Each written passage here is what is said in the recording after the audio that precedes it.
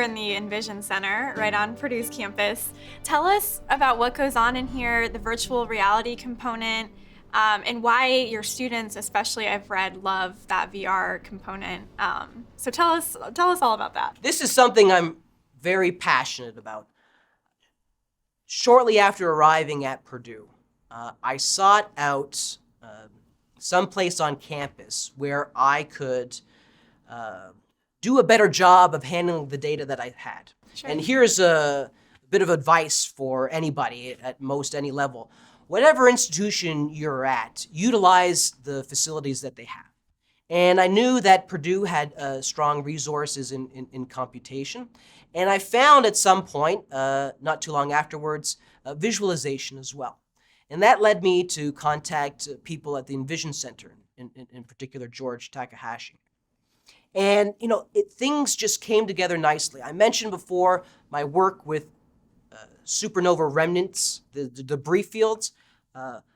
My work beforehand had been very closely interested in understanding the three-dimensional arrangement. So when you look at an image, that of course is a projection. It's not a pancake on the sky, okay? It has depth to it. So using the right observations, you can unpack that depth. But I always struggled on how to present it.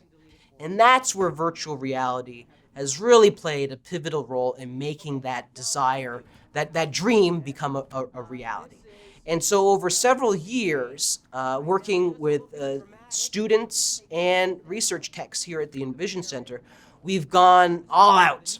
And it's no longer limited to just Cassiopeia A, but we have a number of debris fields from which we can do comparative morphology, right?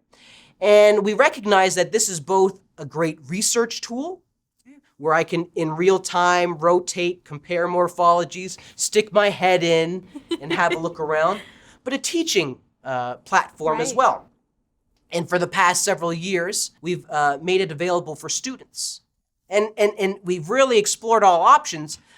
During COVID, we were able to rapidly adapt and loan out headsets so that students could put them on in their own dorms or wherever they may be. And we all encompass the same shared virtual environment. So it doesn't matter where they are, okay? It would be like we were standing in front of each other and they could sketch out and I could walk them through a whole tutorial.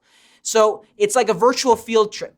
There's no way, I don't think, that I'll be able to visit Cass A and bring people there, but we can set up a virtual environment where we can hover around and explore the remnant in all of its three dimensions.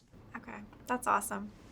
I can tell you're really passionate about this topic and about teaching though. Like, what's your favorite thing about teaching?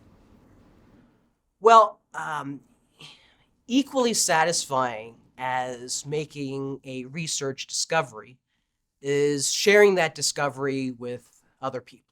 Okay? And that's what happens in the classroom. Right. I get to share not just my research, but knowledge that other people have found, and we can have this whole process of learning together. I think that is what makes teaching for me the most rewarding, the most fun, because that energy of learning something new, right? It can be tapped into and shared.